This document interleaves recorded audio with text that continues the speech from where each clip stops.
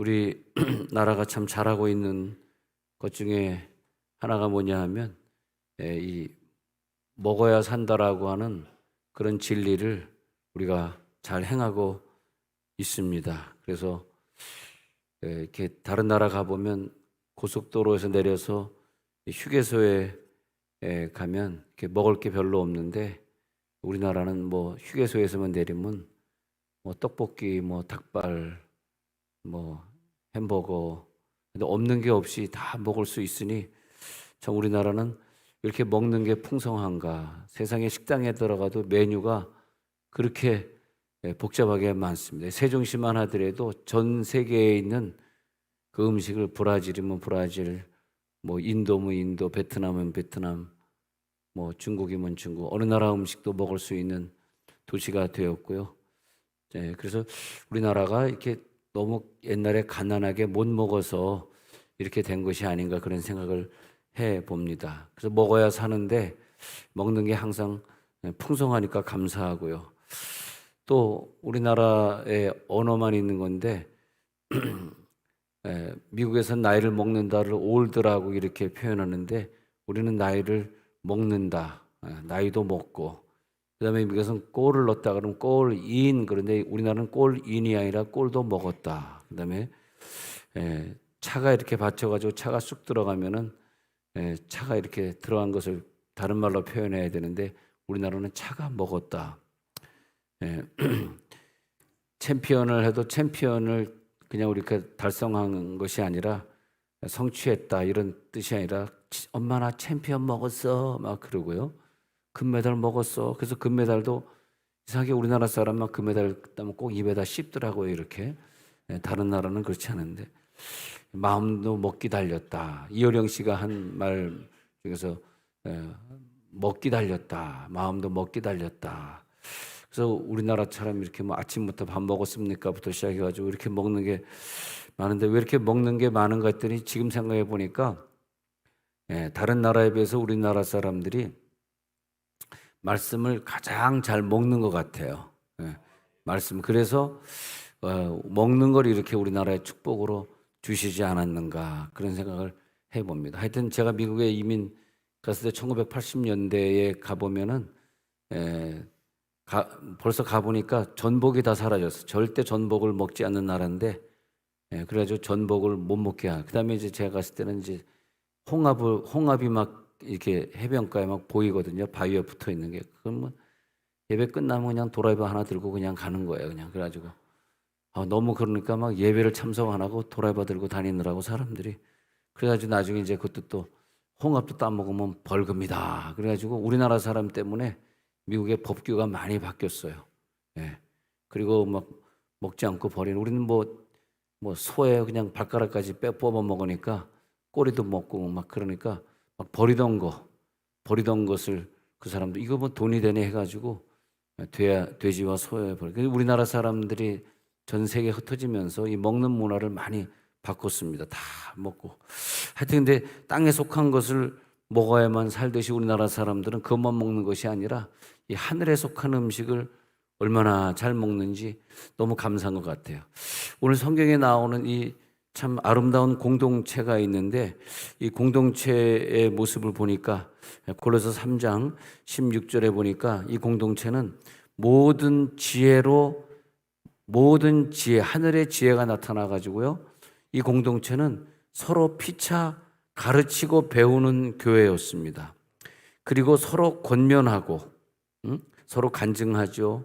그다음에 시와 찬송과 신령한 노래, 시로 하나님께 영광을 돌리고 찬송을 부르고, 또 찬송을 뛰어넘어서 신령한 노래, 막 방언 찬양이라든지 뭐 이런 신령한 은사 노래를, 그러니까 여러분 시도 하나님께 영광을 돌리도록 많이 쓰시거나 많이 읽어야 되고, 찬송가도 많이 불러야 되고, 또 혹시 이게 부족한 사람들 꼭 이것을 하시기 바랍니다. 노래를, 신령한 노래, 곡조, 내가 신령한 기도를 하면서 곡조 붙여가지고 하나님 앞에 노래식으로 하는 기도를 말하는 거예요.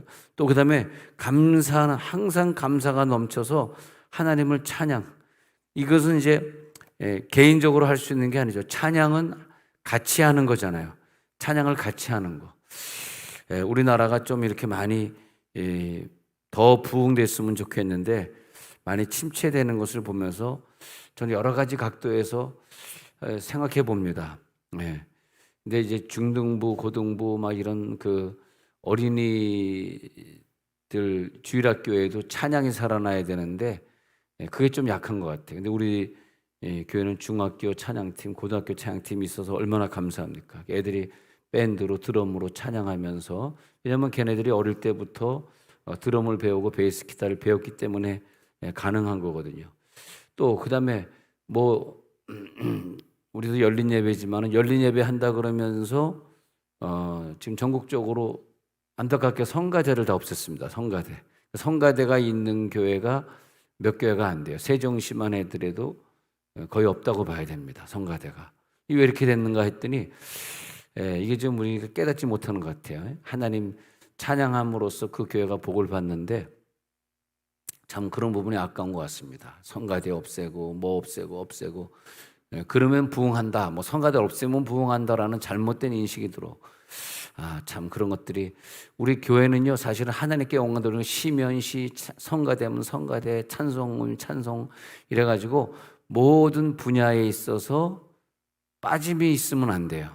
하나님 앞에 이 교회는 빠짐이 없었어요. 모든 것이 다 하나님 앞에 완벽했어요. 시면시, 찬송감, 감사하는 마음에 감사하는 마음. 그 다음에 16절 끝부분에 보면 하나님을 찬양. 또 17절에 가서는 무엇을 하든지 빠짐이 없이 말이면 말, 일이면 일, 말 속에서, 일 속에서, 봉사하는 일 속에서 다 주 예수 이름으로 말을 하고 주 예수 이름으로 봉사하고.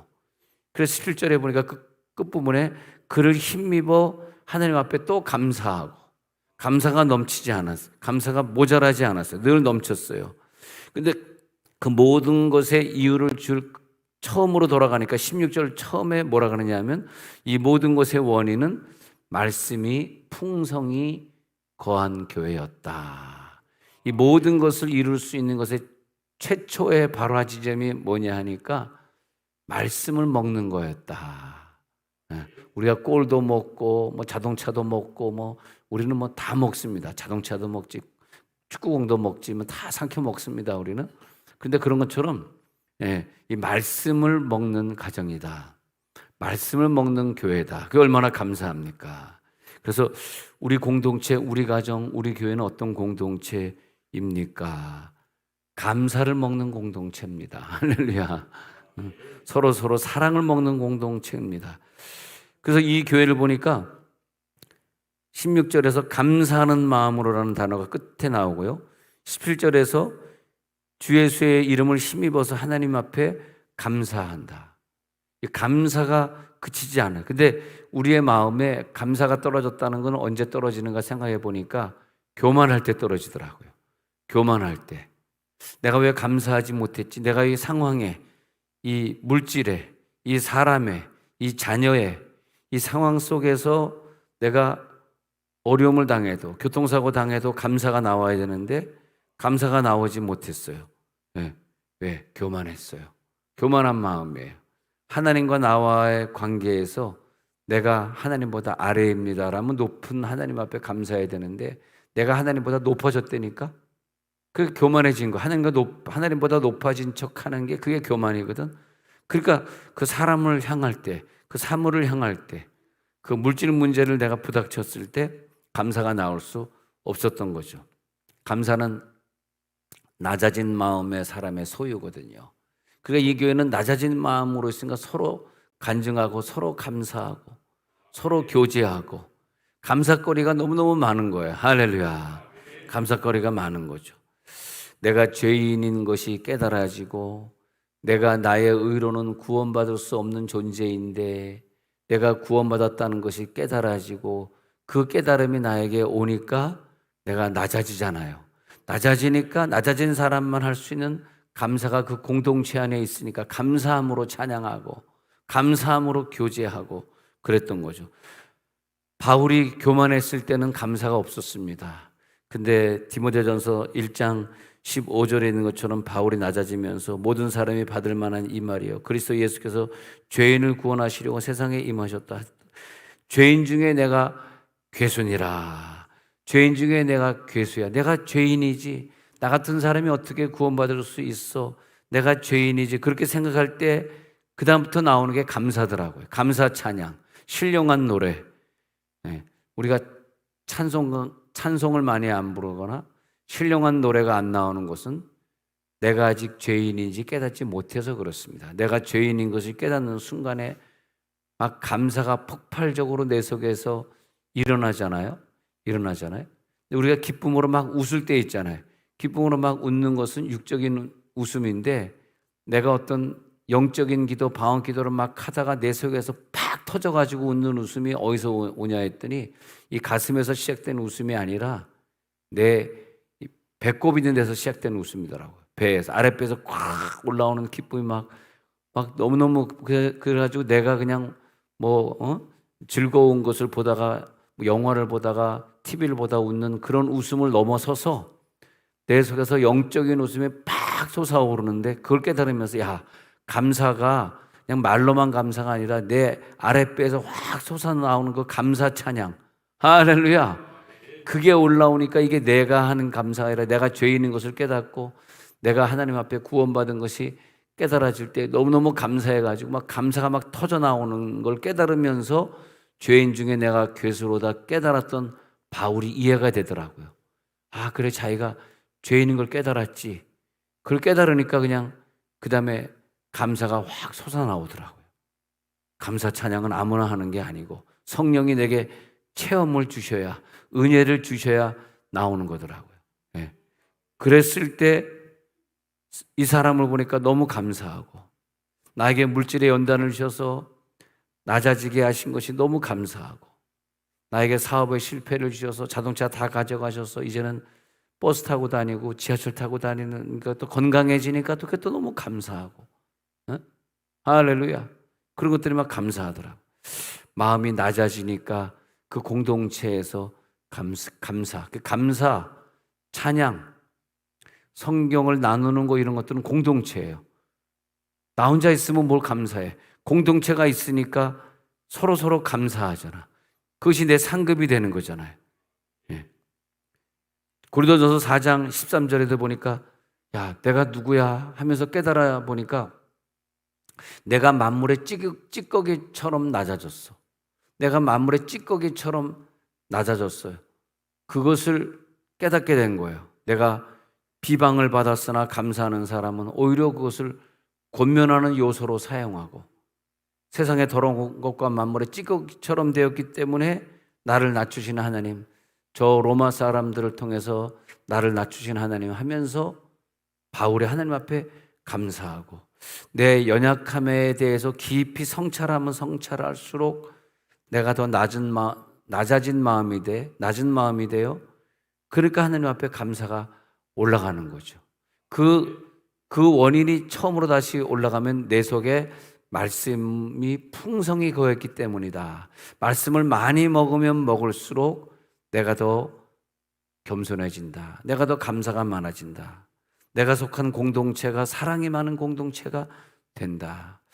야, 나로 인해서 내 가정이, 교회가, 내 나라가 사랑이 많은 공동체가 된다. 이게 얼마나 감사합니까? 그렇잖아요? 창세기 45장 5절에 가서 보니까 형제들이 요셉이여 우리를 죽이지 마소서, 우리가 잘못했나이다. 자기가 다 요셉의 칼에 의해다 사형당할까 봐 다 괴로워하고 있을 때 요셉은 자기가 22년 동안 이 고생하고 애굽에 살았던 것을 절대 불평으로 하는 것이 아니라 얼마나 그 형들이 믿겠어요.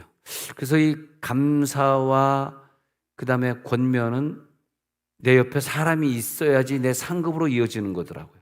당신들이 나를 팔았으므로 근심하지 마소서, 한탄하지 마소서. 당신들이 나를 이 땅에 보내신 것이 아니라 하나님이 당신들의 생명을 구원하시려고 나를 당신들보다 먼저 이 애굽에 보내신 것뿐입니다. 얼마나 감사합니까? 당신들이 보내주셨기 때문에 내가 여기서 총리도 될 수 있었고 나를 보내준 것이 너무너무 감사해요. 오히려 이렇게 표현해 버렸어요. 왜? 요셉의 마음속에는 하나님의 말씀이 있었기 때문에 범사의 하나님이 그를, 범사가 뭐예요? 보디발의 집에 있더라도 또 감옥에 가더라도 범사의 형통케 하심을 보았더라. 누구에게? 감사가 넘쳐나는 사람만 누리는 특권. 근데 그 감사는 어디서 왔느냐? 말씀을 풍성히 먹었기 때문에 왔다라는 것입니다. 욥도 보십시오. 한날 한시에 10명의 자녀가 다 죽었어요. 한 명이 죽은 게 아니에요. 한날 한시에 다 죽었어요. 예. 그런데 그때 욥기서 1장 22절에 보니까 그때 감사하는 거죠. 예. 이 모든 일에 욥이 범죄하지 아니하고 하나님을 향하여 원망하지 아니하고, 그리고 주시니도 여호와시요, 그다음 구절을 보니까 주시니도 여호와시요 취하시도 여호와시니 하나님께 감사를 드리고 찬송을 드렸다 그랬어요. 야, 얼마나 감사합니까? 예.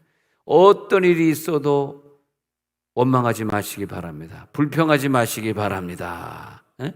항상 내가 어차피 알몸으로 왔다가 알몸으로 돌아가는 건데 내가 태어날 때 뭘 가지고 왔어? 빈손으로 왔잖아. 어? 그때마다 뭘 생각해야 돼? 예? 최희준을 생각해야 돼. 최희준.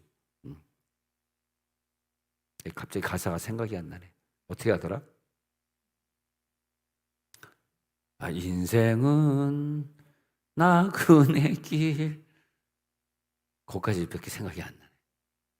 예, 여러분들이 그런 노래를 막 좋아하고, 여러분들이 뭐 이런 가수 아세요? 이런 배우 아세요? 뭐 그러는데 내가 잘 모르니까 사람들이, 목사님 한국 사람 아니에요. 근데 사실 그런 사람들이 많이 유행할 때 신영균은 알겠어요. 신영균은 알겠어요. 신영균이 지금 95세가 됐는데 이승만 그거 해가지고 뭐 몇 평이나 4,000평을 저 미사리 땅 4,000평을 바쳤다는 기사가 났던데, 그래서 거기에서 이제 이승만 기념관을 짓자 이제 그렇게 했던 얘기가 났던데, 신영균은 내가 알겠는데 그 다음에 배우나 이런 사람들을 제가 사실 잘 몰라요. 수지했을 때 다녔던 탤런트들 중에서 갑자기 생각이 안 나네. 근데 내가 사실 그 여자가 자기가 계속 탑 탤런트를 몇 년 동안 했는데 자기를 모르냐 그래가지고 내가 잘 모르겠다. 갑자기 또 이름이 생각이 안 나네. 잘 모르겠다 그랬는데 근데 그 이제 그 배우가 탑 탤런트를 오래 했었는데 안양대학교 연극영화과 교수를 그때 하고 있을 때거든요. 그래가지고 우리 교회 연극팀을 만들어가지고 뭐 말을 할 때 배로 힘주는 거 뭐 해가지고 뭐 열심히 가르쳐 주더라고. 그래가지고 연극팀이 잘 됐던 기억이 있습니다. 하여튼 우리가 생각해 보면 그래, 그런 일이 있었구나. 너무 감사하다. 돌이켜 보니까 모든 게 감사하고, 욥도 이런 상황을 바라보면서 이게 내가 지금 온몸에 지금 피부병이 들어가지고 아파 죽겠다 막 그럴 때 말이에요. 자기 재산이 다 날아갔을 때, 자녀 다 사라졌을 때 하나님 앞에 감사하고, 그것이 어디서 왔느냐? 그 말씀에서 오더라고요. 수넴 여인이 엘리사를 자기 다락에서 잘 모셔가지고 엘리사가 너무 감사해서 내가 너의 소원을 들어줄게. 그러니까 나는 그냥 우리 백성 중에, 이스라엘 백성 중에 하나로 거하는 것으로 저는 감사합니다. 그러니까 아니다. 그러면 너희 집에 아들이 없나 보구나. 아들 하나, 내년 이맘때 아들 하나 낳으리라. 그래서 아들을 낳았어요. 너무 감사하죠. 근데 또 아이가 자라다가 아이고 머리야 내 머리야 하다가 또 아이가 죽었어요. 또 그랬을 때 이 수넴 여인이 불평하지 아니하고 자기 남편에게 불평하지 아니하고 내가 엘리사가 있는 그 갈멜산으로 좀 다녀오리이다 해가지고 또 엘리사가 와가지고 아이를 고쳤어요. 그래서 보면은 어떤 일에서도 불평불만하지 아니하고 끝까지 감사한 사람에게 하나님이 은혜로 주시는 것들이 결국은 기적이더라고요. 내가 오늘 감사하잖아요. 이 향유 한 옥합을 부으면서 예수님의 발에 부으면서 감사하잖아요. 근데 그것을 비웃는 사람들이 옆에 있지 않습니까? 그러면서 예수님이 비유를 드는데 100데나리온 빚진 자가 있는데 1만 달란트 빚진 자가 그를 용서하지 못해서 자기는 1만 달란트 빚을 탕감받았으면서 100데나리온도 용서하지 못해서 누가 대체 은혜를 받은 자야 하고 예수님 말씀하시면서 그 100데나리온을 용서해 줬다면은 그것으로 말미암아 1만 달란트 탕감받는 걸 계속 유지하고 누렸을 텐데 100데나리온을 용서 못해 줬기 때문에 자기 1만 달란트 탕감받은 것도 다시 다 도로 뺏어가는, 즉 악순환의 역사가 있었던 것이 뭐냐 하니까 그 속에 감사가 없었지. 근데 이 공동체는 감사가 넘치지 않았느냐? 이 감사가 넘쳤던 공동체의 뿌리가 뭐냐? 그 공동체는 항상 말씀을 통독하고 말씀을 학가다 운동으로 말씀을 외우고 말씀이 늘 풍성히 거했기 때문이다. 말씀이 넘치는 교회가 될지어다. 그래서 그걸 선순환이라 그래. 내가 그걸 감사함으로써 그 다음 코스, 내 언어의 축복이 있고 언어의 축복이 있는 그 다음 코스로 가니까 모든 걸 하나님이 응답해 주시고 모든 축복을 누리고 또 돌고 돌아서 다시 나에게 축복이 선순환이라 그래. 근데 악순환은 내가 100데나리온을 절대 용서하지 못해. 절대 용서 못하니까 그 다음에 악순환이 생기고 또 나에게 악순환으로 돌아오고. 공동체적인 감사는 순환 구조를 말하는 거예요. 순환 구조. 내가 이것을 감사하니까 그 다음에 저 사람에게 또 감사가 나타나고, 내가 말씀을 외우니까 나만 외우는 것이 아니라 또 옆집 사람도 말씀을 외우고. 그런 기사가 났더라고요. 홍수가 나가지고요. 그냥 막 하루 종일 소나기가, 난 이렇게 물이 많이 쏟아요. 그래서 나는 노아의 방주를 생각했어요. 노아 시대 때 얼마나 물이 하늘에서 많이 떨어졌으면 그렇게 다 잠겨서 사람들이 죽었어. 지금은 뭐 몇 분만 돌아가셨지만 노아 시대 때는 사람이 다 죽었다 그러잖아요. 그래가지고 회사에 그냥 비가 엄청 오는데 그 어떤 젊은 청년이 어저께 물건이 와가지고 너무나 물건이 많이 와서 바깥에다가 놓고 왔는데 그때 이제 비닐으로 잘 꽁꽁 싸놨지만은 혹시 몰라가지고 아무도 출근하지 않는데 자기가 출근을 했더라는 것입니다. 출근했는데 그 바람이 불어가지고 비닐이 다 벗겨져가지고 물건이 막 젖고 있더래요. 그래가지고 우산 쓸 겨를이 어디 있습니까? 그래가지고 그냥 그 비닐을 갖다가 전부 그냥 그 큰 물건을 갖다가 전부 싸가지고 비가 맞지 않도록 전부 하고 있는데 아무도 오지 않았는데 걱정이 되니까 그 회장이 왔더라는 거예요. 회장이 왔는데 그냥 이 젊은 청년이 혼자서 그걸 고생하면서 비 맞으며 하는 것을 보고 그 다음날 만나가지고 야, 내가 어저께 네가 일하는 거 봤는데 정말 이 회사를 책임감 있게 맡을 사람은 너밖에 없는 것 같다. 내가 이제 늙었으니 네가 좀 맡아달라 이렇게 얘기를 했더라는 것. 물론 이제 그 청년은 저는 공부한 것이 너무 없고 이것을 운영할 수 있는 능력이 없어서 저는 그냥 직원으로 있겠습니다 하고 얘기는 끝났습니다만은 근데 그런 것들이 많이 느껴지더라고요. 하나님이 우리들에게 이런 노아의 홍수가 일어나고 있을 때 정말 하나님 앞에 감사할 수 있는 사람, 정말 하나님 앞에 우리가 이것을 무엇을 감사할 수 있겠는가. 그래서 오늘 다시 성경으로 돌아가가지고 왜 우리 교회가 이렇게 감사한가 이렇게 생각해 봤더니 우리 속에 말씀이 거하고 있는 사람들 한 사람 한 사람이 말이에요. 이게 엄청난 파워더라고요. 나 혼자만의 파워가 아니라 여러분들이 말씀을 읽고 말씀을 외우고 있지 않습니까? 그런데 그것이 나 혼자만의 축복이 아니라 선순환을 일으키는 큰 축복입니다, 여러분.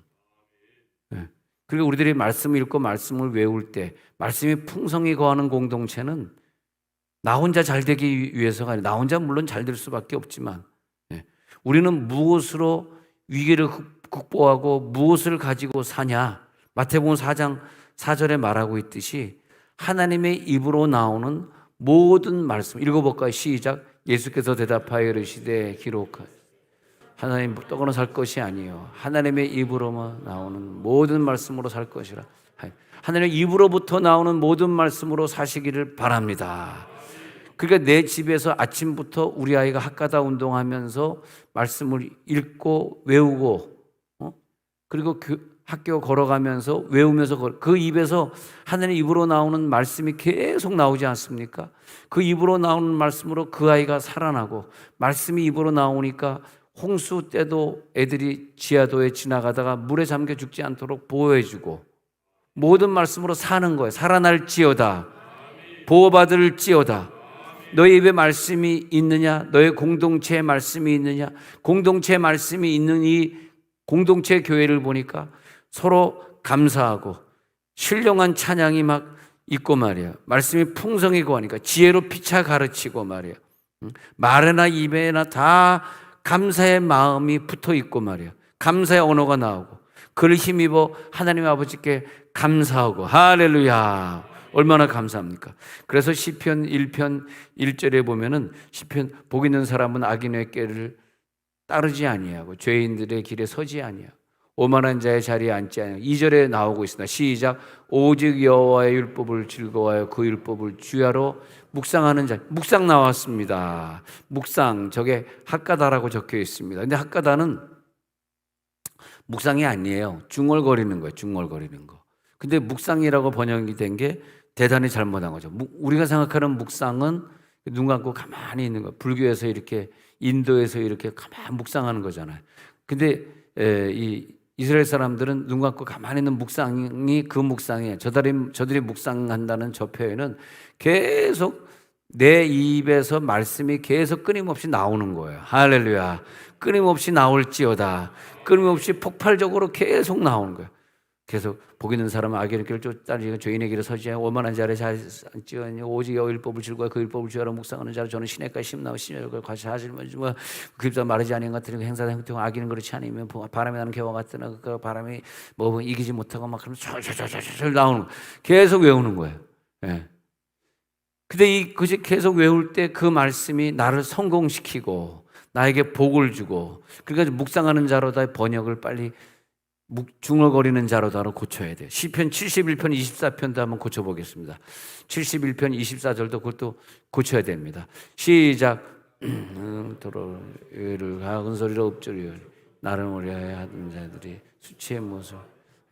계속 이것이 묵상이 아니라 계속 내 입으로 계속 반복하여 말하는 거예요. 여러분 계속 학가다 하리니 반복하리니 그러니까 하나님께서 전쟁에 이기게 하시고 오늘 학가다 하면서 전쟁에 나가면 이긴다는 거예요.